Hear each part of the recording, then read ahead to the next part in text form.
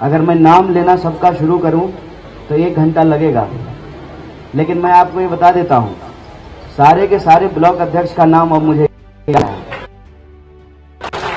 लगभग 1 महीना हुआ है मुझे जो है प्रत्याशी बनाए हुए।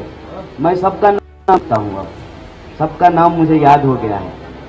मैं बस आपसे यही आग्रह कर रहा हूं कि अगर आप लोगों ने चाहा तो दुनिया की कोई ताकत 5 साल रहने से रोक नहीं सकती है। और अभी तो मुझे सिर्फ ब्लॉक अध्यक्षों का नाम याद हुआ है, मुझे जो है सारे एआईसीसी के डेलीगेट, पीसीसी के डेलीगेट और हमारे एक एक वर्कर का नाम हमको याद करना है।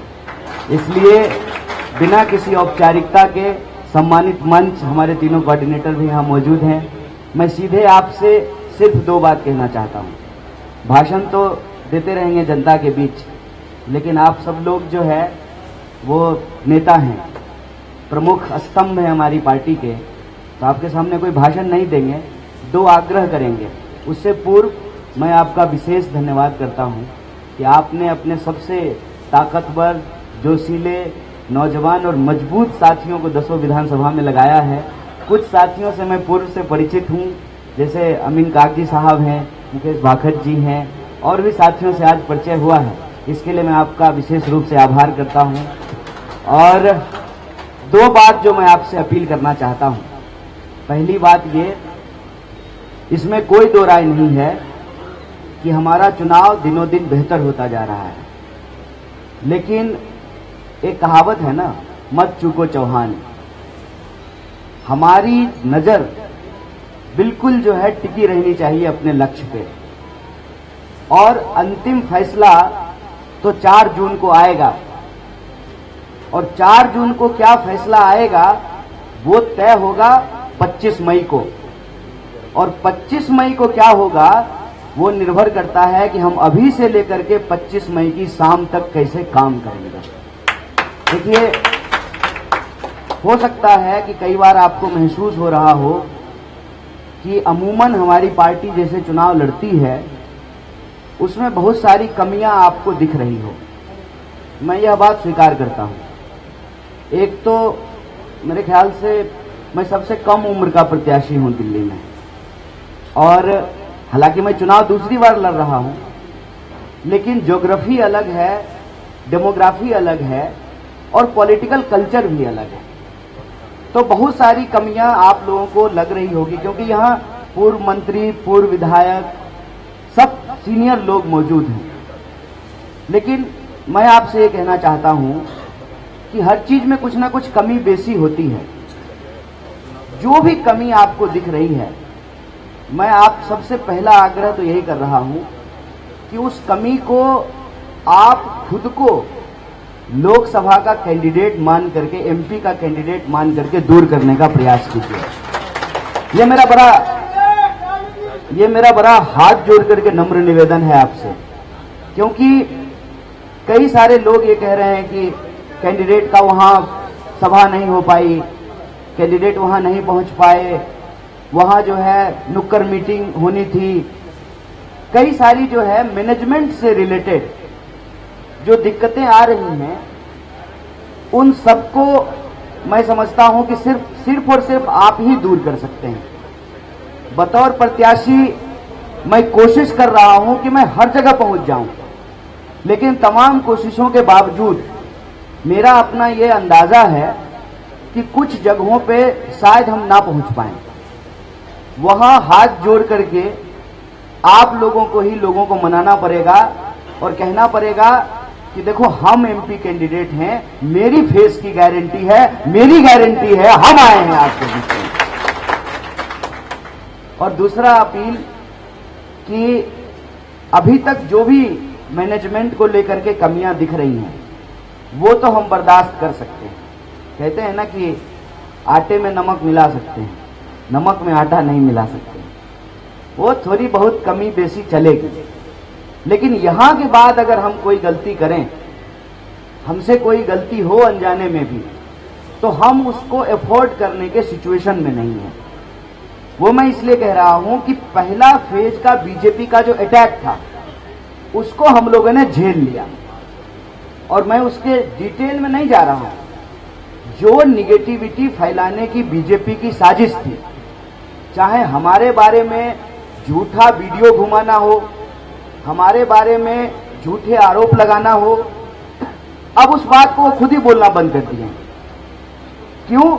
क्योंकि कहीं ना कहीं मनोज तिवारी को यह बात समझ में आ गई कि जब हम कन्हैया को कह रहे हैं टुकड़ा टुकड़ा, तो ये सवाल हमारे ऊपर आ रहा है। और खास करके जो पूर्वांचल के लोग हैं, उन्होंने ये कहना शुरू किया कि वो अगर अंबानी का बेटा होता तब आप ऐसी भाषा बोलते क्या? वो गरीब का बच्चा है, पढ़ा लिखा है और आपकी सरकार से सवाल करता है, तभी ना आप ऐसी बात बोल रहे हैं।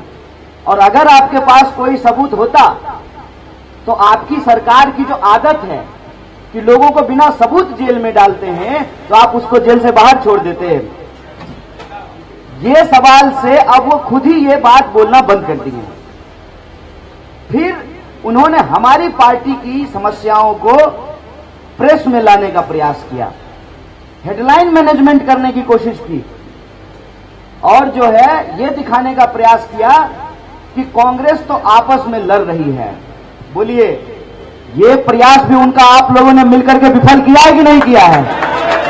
देख लीजिए, पूरा का पूरा जो है पूर्व विधायक यहाँ इस मंच पर शुमार है और जो दावा करते थे कि जो है एक्स एमएलए कांग्रेस पार्टी छोड़ देंगे, साहब हम पार्टी नहीं छोड़ रहे हैं, आपको गद्दी छुड़वाएंगे।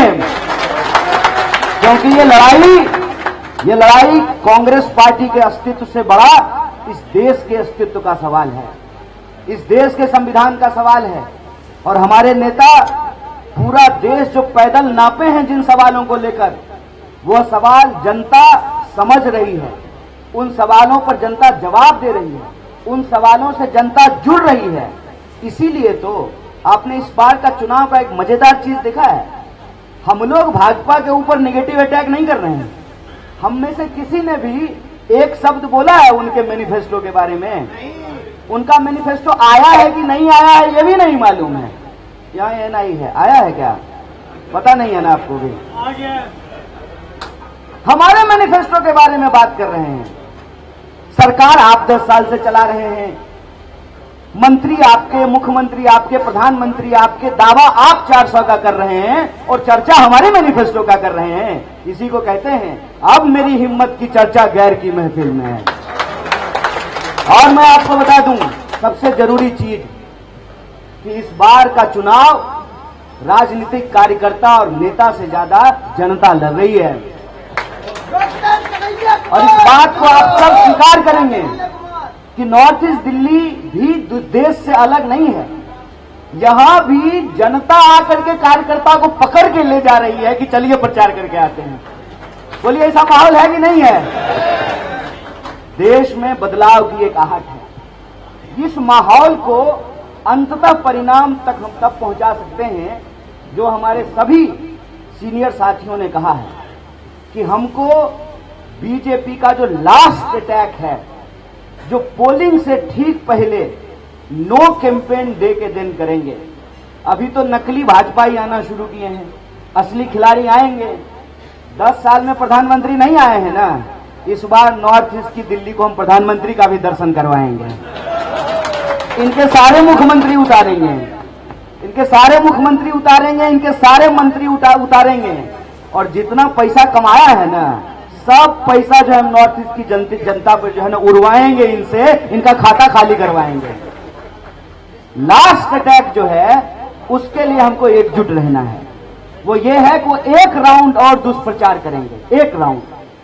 उस दुष्प्रचार का मुकाबला करते हुए बूथ की कमेटी हम इतना मजबूत कर लें कि एक एक घरों से अपने वोटर को निकाल करके हम वोट करा दें। पक्का ये चुनाव हारेंगे और सिर्फ एक सीट नहीं, पूरी की पूरी दिल्ली की 7 सीट हम इनको हराने का काम करेंगे। इसीलिए मैं आप सबसे दूसरी अपील जो कर रहा हूं, आखिरी, देखिए, सवाल एक आदमी को एमपी बनाने का नहीं है, सवाल सिर्फ अपनी पार्टी की राजनीति बचाने का नहीं है, सवाल है उस राजनीति को बचाने का जिससे हमारी पार्टी भी जिंदा है।